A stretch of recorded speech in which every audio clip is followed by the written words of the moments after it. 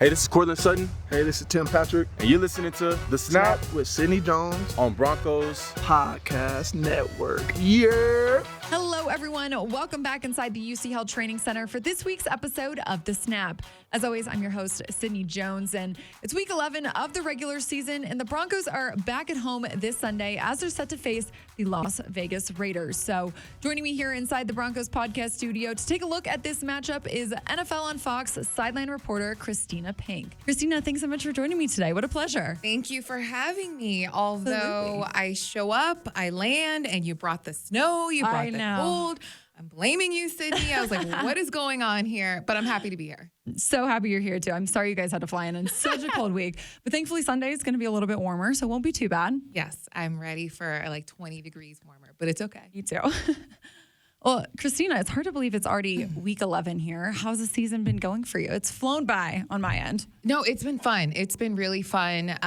It's kind of surprising just how quickly once the season goes. It feels like it takes forever for week one to get here. And I spent all of August just staring at my calendar and staring at my phone, like watching camps, watching practices, and watching preseason. And it's like, gosh, when is the season going to start? Right. And then you blink and you're halfway through it, more than halfway Crazy. through it. I know. So it's pretty surprising, but this is my favorite thing. I love it. I love just the energy of like going to different stadiums. And what's fun for me is like the last few years, obviously with COVID, with, the schedule with Thursday nights, like I didn't get to a lot of practices.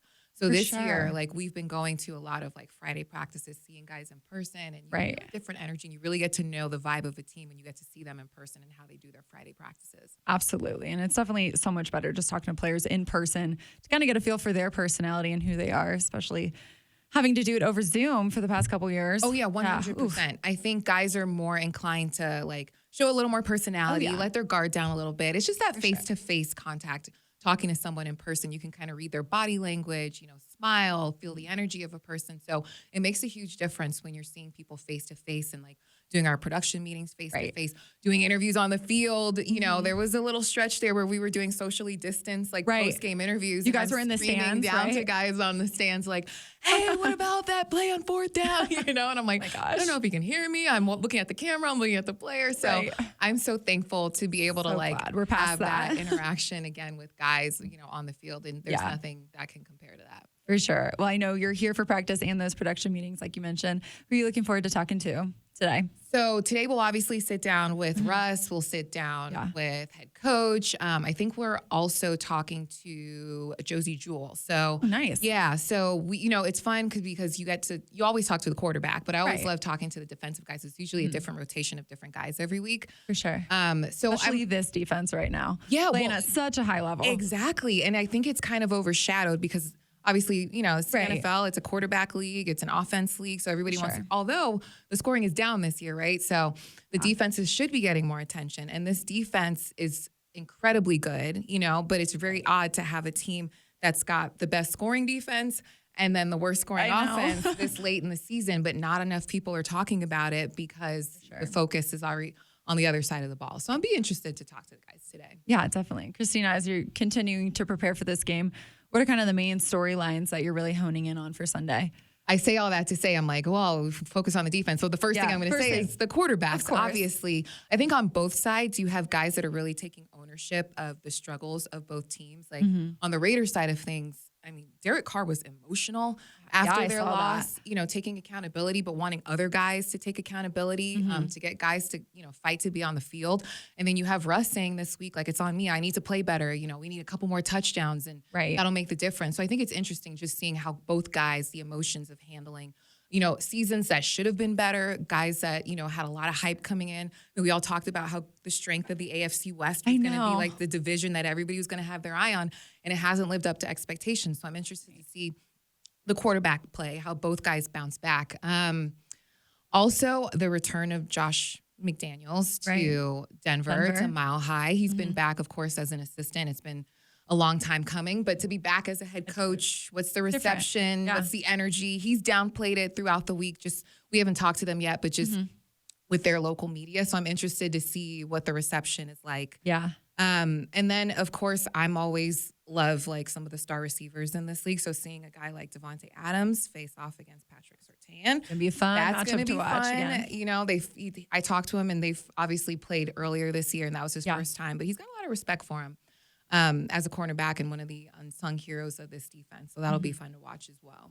Yeah, Kristina, it's no secret this offense has really struggled this year. Someone asked Coach Hackett this week kind of what the offensive identity is, and he said, to be quite frank, it's not a good one. What have just been your impressions from what you've seen from Russell Wilson in this offense so far this season? Well, I think first and foremost, you have to acknowledge the fact that there's been a ton of injuries, right? Like you've got, we were just talking about it because we're running through, the stuff that we're preparing for the game. And it's like, you have to remind people like, oh, by the way, they don't have Tim Patrick. Oh, by the way, they don't have Javonte Williams. They lost a lot of guys, and then other guys have been in and out, Judy, KJ. And so I think, look, there's no excuses. This is the NFL. Everybody's dealing with injuries, but it's hard to look at their roster and say like, man, they are missing a lot of playmakers. Yeah. But it's Russell Wilson, like they brought him in, they paid him because they wanted this offense to perform well. And I think, just simplifying things like getting completions, getting the ball downfield, like moving the chains, I think will open things up even more for this team and being more physical. I mean, they've got a ton of injuries on the offensive line. And this might be like a get right game because the Raiders pass rush has been non-existent this year. So they're last in the league in sacks. So I think this will be the game for them to try to kind of move the chains, try to get that offense. You need a spark plug. You need that physicality. You need guys to be able to feel like, okay, completions. It's literally sometimes just seeing the ball completed, before you're like, okay, we get some more shots down the field. To get on that rhythm, to keep it going. Get in a rhythm. For sure. And being able to, obviously make plays in the red zone, get in the end zone, get more touchdowns. I think it's obviously been important to this team, or something that has been necessary that has been lacking. For sure. Yeah, it was tough in Nashville last weekend on Sunday. Russell, he was sacked 6 times. I think hit 18 times overall. So hopefully, I know a lot of those guys got injured on the offensive line on Sunday, and we saw some rookies step up. So hopefully over this next week or this past week at practice, they were able to find more of a rhythm together on the offensive line and, get that practice in. And I think too that there's always a learning curve when you're performing in a new offense. And I think sometimes like people don't realize how difficult that is when you're in one system and you're playing for one team and you have one, he's had different play callers obviously when he was in Seattle. Right. But to shift to something totally different, it's not as easy as it seems, right? Absolutely. We've seen that throughout the league. Like guys like Matt Ryan, Baker Mayfield, who else? I mean, guys like quarterbacks that are in different teams and you thought we're going to have instant success, not necessarily with Baker, but Carson Wentz, like the results haven't been there for some of the big name quarterbacks that shifted teams this year. And I think that there's an adjustment period. For sure. It takes time. Exactly. Yeah, absolutely. Well, Kristina, looking at this Broncos defense, I know Josh Jacobs, Raiders running back, Josh Jacobs always plays us so well. I mean, in their first meeting this season, he rushed for over 100 yards, 2 touchdowns. But, this Broncos defense are coming off a game in which they held Derrick Henry to just 53 yards. So do you think they're able to maybe contain Josh Jacobs a little bit more this weekend? Well, so I think there's 2 things. One, obviously you're coming off a great game, like you mentioned, against Derrick Henry, which is very difficult to slow that guy down. 100%. So the fact that I'm just watching the Thursday night game. Yeah. He's throwing touchdowns. He's doing a little bit of everything. And Josh Jacobs has been, one of the mainstays for that offense, which also has been struggling this year. Right. Like you got to ride a guy like him, and he's, I think, at top 5 right now in the NFL in rushing. So it's going to be hard to stop him. I don't think you can eliminate the run game completely because he's a physical back, and they're going to lean on, especially, I laugh, but it's like a lot of those guys coming into this game, like I think about the weather, the altitude, which 100%. You guys are used to here, but not a lot of guys. I don't know. You don't get used to it. I've been here for 3 years and I'm still not used to it. Every time I walk up the stairs, I'm huffing and puffing. And I was listening to something he said during the week where he said, like, man, I love playing in the cold, And so he's like, I think defenders are hard to hit you in cold weather. So, or they, they don't want to come out there and lay those hits. So not that I think the Broncos defense is going to do that because they've been playing so well. But I think it is going to be a physical game when it comes to their running backs and then obviously this run defense. Sure. You mentioned all the injuries, Kristina. So who's someone on this Broncos team that you really want to step up this weekend to hopefully get the win here? Ooh, that's a good question. Who needs? Well, I haven't seen the latest injury report, so I'm just going off of. Obviously, Russell will be important, but you know what? Let's talk about this defense. I do think when you look at the way the Raiders are playing, it has literally been Herculean efforts from Davante Adams. So let's talk about the defense. Patrick Surtain, he played really well against them in that first meeting. Obviously, Davante had a ton of yards in that game, but not necessarily against Patrick.